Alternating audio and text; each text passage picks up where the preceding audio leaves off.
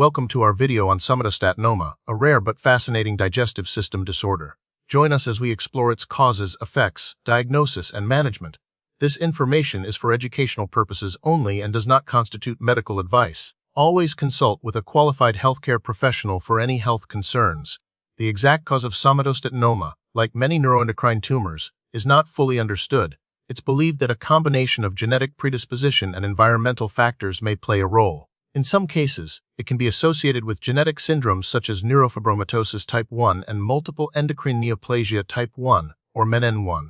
These syndromes increase the risk of developing various tumors, including those that produce excess somatostatin. Somatostatinoma disrupts the delicate balance of hormones in the digestive system. The tumor, typically located in the pancreas or duodenum, secretes excessive amounts of somatostatin. This overproduction leads to the inhibition of other crucial hormones, such as insulin, glucagon, gastrin, secretin, and cholecystokinin. Consequently, it affects the normal function of the gastrointestinal tract, resulting in a range of symptoms. The inhibitory effects of excess somatostatin also impact the gallbladder, leading to gallstone formation due to reduced contractility. It also affects glucose regulation due to the inhibition of insulin and glucagon. Somatostatinomas are exceptionally rare. Due to their low incidence, precise epidemiological data is limited. They represent only a small fraction of all pancreatic neuroendocrine tumors. These tumors typically present in adults, with no particular gender predilection being firmly established. Because of their rarity, gathering extensive data for thorough epidemiological studies is a continuous challenge. The signs and symptoms of somatostatinoma can be quite varied and are often subtle, making early diagnosis challenging. A classic triad includes diabetes mellitus, steatorrhea, which is fatty stools, and cholelithiasis, or gallstones. Patients may also experience abdominal pain, diarrhea, weight loss, and indigestion.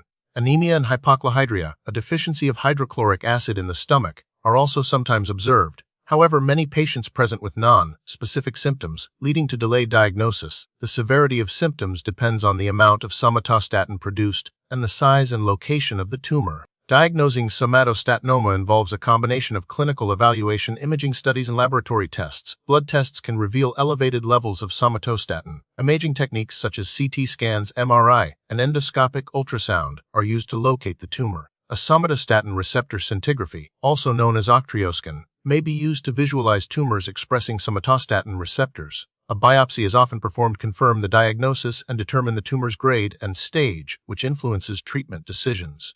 Somatostatinomas are generally classified based on their location, either pancreatic or duodenal. They are also classified by grade, which reflects how quickly the tumor cells are dividing.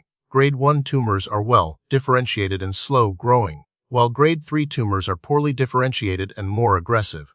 Staging based on the tumor size, extent of spread to lymph nodes, and distant sites is also important for treatment planning. Treatment for somatostatinoma focuses on controlling symptoms and removing or shrinking the tumor. Surgical resection is the primary treatment option if the tumor is localized and resectable. If surgery is not possible, somatostatin analogs like octreotide and lanreotide can help manage symptoms by suppressing somatostatin secretion. Chemotherapy and targeted therapies may be used for more advanced or metastatic disease. Supportive care, including dietary modifications and enzyme replacement therapy, is essential to manage steatorrhea and other digestive issues. Currently, there are no definitive preventive measures for somatostatinoma, given the lack of a clear understanding of its etiology. For individuals with predisposing genetic conditions like MEN1, regular screening and monitoring for tumor development are crucial. Maintaining a healthy lifestyle, including a balanced diet and avoiding known carcinogens, is generally recommended, although its direct impact on preventing somatostatinoma is unproven. The prognosis for patients with somatostatinoma varies significantly depending on several factors, including the stage of the tumor at diagnosis, its grade, and the ability to surgically remove it. Early diagnosis and complete surgical resection are associated with a better prognosis. Even in cases of metastatic disease, treatment with somatostatin analogs and other therapies can help control symptoms and prolong survival.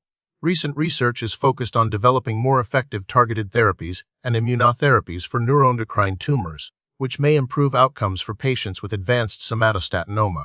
Further studies are underway to better understand the molecular mechanisms driving these tumors and to identify potential new therapeutic targets.